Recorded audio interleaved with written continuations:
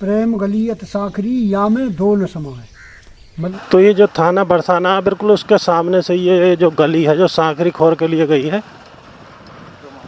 परिक्रमा मार्ग है ये। और हम जो अभी चल रहे हैं सांकरी खोर।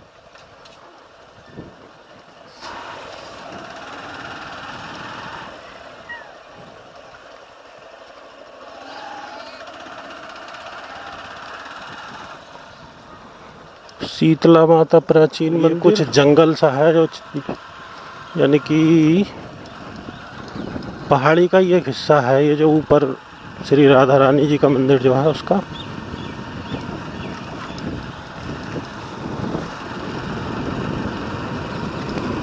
एक पतली सी सड़क है और उसकी दोनों तरफ काफ़ी हरियाली है।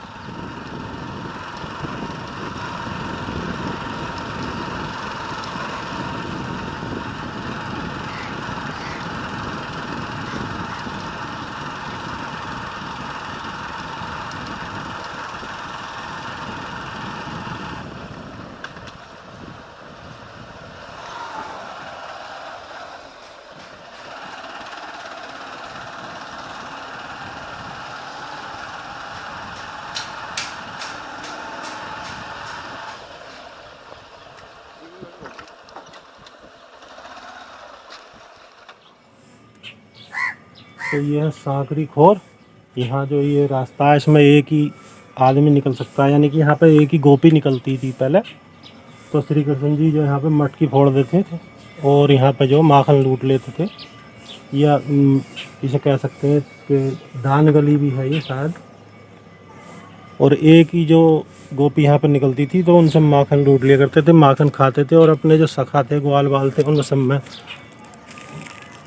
बांट दिया करते थे। यहाँ पे जो है भगवान जी मटकी फोड़ा करते थे और गोपियों से जो माखन यहीं पर छीना करते थे और अपने जो सखा थे उनमें बांटा करते थे। और ऊपर ये प्रभु जो यहाँ पे बैठा है उनके यहाँ पे मतलब बैठते थे उनके साथ। और जो उन्होंने माखन खाने के बाद जो हाथ माखन के हाथ पहुँचे थे, ये उनका हाथ का निशान है। यहाँ पे अभी भी जो माखन की चिकनाई के निशान देखे जा सकते हैं। कृष्ण हस्त चिन्ह ये है। तो हम इस समय जो बरसाना परिक्रमा मार्ग में हैं और यहाँ पे महाराज जी हैं, राधे राधे महाराज जी। राधे राधे। और हम जो इनसे कुछ जानकारी लेने की कोशिश करेंगे। ये सांकरी खोर का बोर्ड लगा हुआ है पीछे। तो महाराज जी कुछ बताइए बरसाने के वाले। हाँ, ये सांकरी खोर और यहाँ की जो परिक्रमा मार्ग है। आप जिस स्थल पर खड़े हैं ये सांकरी खोर के नाम से बोला जाता है। यहाँ पर कृष्ण भगवान गोपियों से दान लेते थे। दूध और दही का। हाँ, और जब वो दान नहीं देती थी तो उनकी मटकी फोड़ देती। और मटकी फोड़ करके सभी को, बंदरों को, ग्वाल वालों को और ब्रजवासियों को, सभी का उनका वो मक्खन वितरण कर दी। मक्खन बांट देते हैं। हाँ, तो इसको दान गली भी कहते हैं। दान गली। और इसको प्रेम गली भी कहते हैं। प्रेम गली भी। हाँ, एक एक जगह के कई नाम हैं अलग अलग। प्रेम गली अत साखरी या में दो न समाए। मतलब इसके अंदर होके निकलोगे तो आप एक ही निकल सकते हैं, चाहे कितना भी पतला हो चाहे कितना भी मोटा हो। जिस समय भगवान ने यहाँ मटकी तोड़ी थी उसका मक्खन गिरा है। आज भी आगे आप उस स्थल पर जाओगे तो आज भी 5,500 वर्ष पहले यहाँ मक्खन गिरा था उस जगह पे। आज भी वहाँ चिकनाई है। तो उस समय की उनकी लीला थी, माखन लीला, जिसके सबूत हैं आज भी मौजूद जी। और इधर जो सामने है ये बिलासगढ़ है। अच्छा, यहाँ रास्ता गया ऊपर रास्ता गया, वो बिलासगढ़ है। वहाँ राधा रानी गोपियों के साथ में खेलने आती थी। हाँ, और कृष्ण जी गोपी का छद्म रूप बना करके वहीं उनसे राधा जी से मिलन होता था। और जब राधा कृष्ण का मिलन हो जाता था तो दोनों अपने सही मतलब रूप में आ जाते थे। और ये इस प्रकार की लीला बिलासगढ़ की है। ये दान लीला है, यहाँ पर दान लीला होती है। अभी जो भादों का जो तीर्थ गया है उस दिन यह साक्षात लीला हुई होती है। सांकरी गली के दोनों तरफ ऊपर बिलासगढ़ की तरफ कृष्ण जी का और ग्वाल वालों की बैठने की बैठक है, वो सामने आपको छतरी दिखाई ऊपर है ये जो है सामने, इसी के सामने इधर राधा जी की और गोपियों की बैठने की बैठक।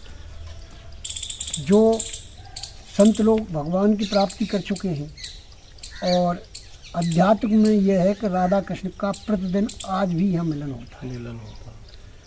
कृष्ण जिधर बैठते हैं उधर पूरा काला पर्वत है, उसका कलर काला है देखो, और जिधर राधा जी बैठती है इस का रंग भूरा है, गोरा है। हाँ गोरा, यानी कि ये ब्रह्माचल पर्वत है, ये इधर वाला ये पूरा ही ब्रह्माचल, पूरा ही ब्रह्मांचल पर्वत। हाँ, ब्रह्मा के 4 सिर होते हैं। हाँ जी, 4 सिर। एक सिर ये है जिसको बिलासगढ़ के नाम से बोलते हैं, एक सिर ये है इसको दानगढ़ के नाम से बोलते हैं, एक सिर उधर है, आप गैबर वन में जाएंगे तो वहाँ मान करके राधा बैठ गई, वो मानगढ़ के नाम से बोला जाता है।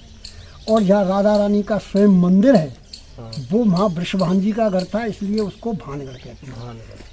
यहाँ पर साक्षात ब्रह्मा जी ही भगवान ने जब यहाँ अवतार लिया तो उनको आदेश मिला कि आप पर्वत के रूप में जा करके वहाँ विराजमान हो जाओ। तो ये ब्रह्मा जी स्वयं पर्वत बने हुए हैं। और जब भगवान ने यह मटकी का मक्खन खाया तो अपने हाथ को साफ किया उन्होंने, जब खा करके हाथ में लगा रह जाता। तो आप थोड़ा ऊपर दाहिनी तरफ चढ़ के देखोगे, ये जो जा रहा है ना, ये बाबा आगे से वहाँ उनके दाहिने हाथ का चिन्ह है पहुँचने का, वो पत्थर पिघल गया है, आज भी निशान है, आज भी निशान है। और आप ऊपर की परिक्रमा से जाओगे तो मोरकुटी के नीचे राधा रानी के चरण चिन्ह है। जब भगवान ने महाराज को बंसी बजाई थी उस समय पत्थर पिघल गए थे, और पत्थर पिघल करके राधा कृष्ण के दोनों के चरण हैं। उनका गर्ग संहिता में ऐसा वर्णन है हस्त चिन्ह और चरण चिन्ह के दर्शन का कि जो कोई भी मनुष्य महात्मा श्री कृष्ण के हस्त चिन्ह और चरण चिन्ह का दर्शन कर लेगा वो श्री कृष्ण के धाम को जाए। तो ये गैबर वन है, वो राधा जी का स्पेशल बगीचा है। उसमें अध्यात्म में हमारी इस दृष्टि से तो उसके दर्शन नहीं होंगे, लेकिन हमें ठाकुर जी की कृपा मिल जाए तो या हमें दृष्टि मिल जाए तो वहाँ मतलब ये है कि इतने घने और इतने पुष्पों के और इतने मतलब लता पताएं हैं जिनसे स्वयं ही निकुंज बनी हुई है। और वहाँ भगवान और राधा रानी निकुंज लीला करते थे, और निकुंज लीला में ही से राधा जी कृष्ण के पास से मान करके जहाँ बैठी थी वो मान मंदिर है। हाँ, जब राधा जी मान कर गई तो कृष्ण जी उनसे मिलने के लिए नहीं हिम्मत जुटा पाए, क्योंकि अब तो राधा बिना कुछ मुझसे बोले ही। बात क्या थी कि राधा जी ने कृष्ण जी से कहा कि मेरे श्रृंगार का वर्णन करो आप। जब लीला करते थे तो पहले मतलब सबको मतलब यह श्रृंगार करना पड़ता है। तो श्रृंगार का जब भगवान ने वर्णन किया तो उन्होंने उनकी उपमा चंद्रमा से दे दी। तो राधा ये फील कर गई कि चंद्रमा तो एक कलंकित है, वो 15 दिन घटता है, 15 दिन बढ़ता है, राहु केतु उसके पीछे पड़े हैं, तो इन्होंने एक ऐसी वस्तु से मेरी तुलना दे दी। इस बात पर राधा उठ के चली गई। तो जो दो प्रेमियों का कोई वार्ता ना हो और अलग अलग हो जाए उसको मान कहते हैं। हाँ, मान में कोई झगड़ा नहीं होता है, कोई अपशब्द नहीं बोले जाते हैं, खाली दूरी बनाने को ही मान कहते हैं। दो प्रेमियों का अलग अलग हो जाना ही मान होता है। तो राधा जी कृष्ण जी ने इतनी हिम्मत नहीं जुटाई कि मैं राधा से जाके स्वयं मिल लूँ, क्योंकि कहीं मुझे सदा के लिए निगलेक्ट नहीं कर दे, इसलिए वो गोपियों को बार बार भेजते, और गोपियों के कहने से राधा मान नहीं तोड़ती थी और कृष्ण जी उनके पास नहीं जा नहीं पा रहे थे। हाँ, तो कृष्ण जी ने, गोपियाँ जब थक गई तो कहा कि देखो प्यारे, अब हम आने जाने से थक गई हैं, अब हम जाएंगे नहीं, वो मान नहीं तोड़ती और आप हमको बार बार भेजते हैं। तो उन्होंने कहा कि अब कैसे मिलन होगा। कृष्ण जी ने बन के आप गैबर वन में खड़े रहो, किसी दिन समय आएगा तो आपको मिला देंगे। तो एक दिन राधा जी की इच्छा मोर नृत्य देखने की थी, और वो मोर नृत्य देखने के लिए गैबर वन में घूमी, लेकिन कहीं मोर नहीं मिला उन्हें। जब गोपियों को उनको मोर नहीं मिले तो फिर मतलब यह है कि आकर के उस स्थान पर बैठ गई। आज उस जगह पर मोर कुटी। तो जब राधा जी से ललिता जी ने कहा कि प्यारी तुम कहे तो मैं कोई मोर देख के लाती हूँ, तो उन्होंने कहा हाँ मेरी बहुत इच्छा है आज मोर देखने की, आप मोर लेके आओ, मोर देख के आओ। तो जब राधा जी ने ललिता जी से कहा तो ललिता जी ने विशाखा जी को इशारा कर दिया कि आप जाओ, और विशाखा गई और वहाँ कृष्ण जी खड़े रहते थे इंतजार में। तो कृष्ण जी से बोला कि प्यारे आज हम राधा से आपका मिलन करा सकते हैं, बन के चलो। बन के ऐसे नहीं, कंडीशन है। बन के क्या कंडीशन है? बन के आपको मोर बनना पड़ेगा। वो बोले कि मुझे स्वीकार है मोर बनना। तो कन्हैया जब मोर बन गई तो कान्हा मोर बन के आया, राधा जी के पास कान्हा मोर बन के आया और फिर अपना नृत्य करने लगा। और जब नृत्य करने लगा तो उन्होंने मोर की आवाज़ लगाई तो और सारे मोर आ गए। और जब मोरों का नृत्य होने लगा तो कृष्ण जी राधा के कभी तो गोदी में बैठ जाते, कभी उनके चरणों में प्रणाम करते, कभी उनके चरणों में अश्रु डाल देते। राधा उनकी तरफ से मुग्ध हो गई और बोली ललिता जी ये मोर मुझे बड़ा परेशान कर रहा है, कहीं ऐसा तो नहीं है वो काला कृष्ण ही मोर बन के आ गया हो। तो उन्होंने कहा प्यारी ये तो आप सब, आपका ये तो लीला है, आप सब जानते हैं। राधा जी बोली कि प्यारा मेरे लिए मोर बन गया, तो स्वयं राधा भी मोर बन गई। और राधा और कृष्ण ने दोनों ने फिर मोर नृत्य किया, और मोर नृत्य किया तो उसी दिन से मोर नृत्य चालू हुआ। और उसी जगह पे मोर कुटी है। मोर कुटी जो है आगे आप जब गहवर वन में जाओगे तो वहाँ मोर कुटी है। मोर कुटी के लिए राधा कृष्ण के चरणों की चरणशिला है, वो भी एक संत को राधा रानी ने दी थी। तो जहाँ लाडली जी का महल है वहाँ वृषभान जी का घर था। और ये दानगढ़ है, यहाँ भगवान ने गोपियों से दान लिया था।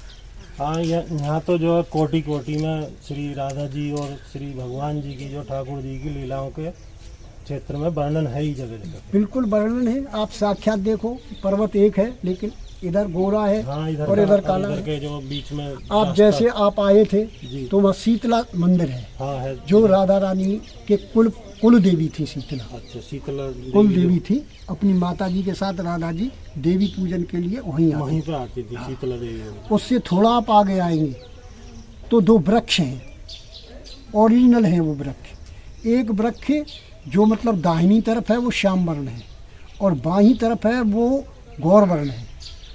और गौर वर्ण ने श्याम वर्ण वृक्ष को आलिंगन कर रखा है। तो यहाँ कड़कड़ में भगवान है। अच्छा। और तो हम उधर जाएंगे तो देखेंगे जरूर, आप देखो दर्शन करेंगे। हाँ, यहाँ तो राधा रानी की प्रेम भूमि है जी। जब भगवान गोकुल से इधर आ गए नंदगाम में तो उन्होंने किसी भी राक्षस का यहाँ वध नहीं किया। यहाँ प्रेम भूमि है। प्रेम भूमि है। हाँ। यहाँ कोई ऐसा ना राक्षस आया ना वध करा। जो सारी वध की है वो थी वो सब मथुरा में उधर के ही है। उधर वो गोकुल के एरिया के है। हाँ, गोकुल में वो उधर का क्षेत्र है। तो महाराज जी ने बहुत अच्छी ज्ञानवर्धक जानकारी हमें दी। राधे राधे।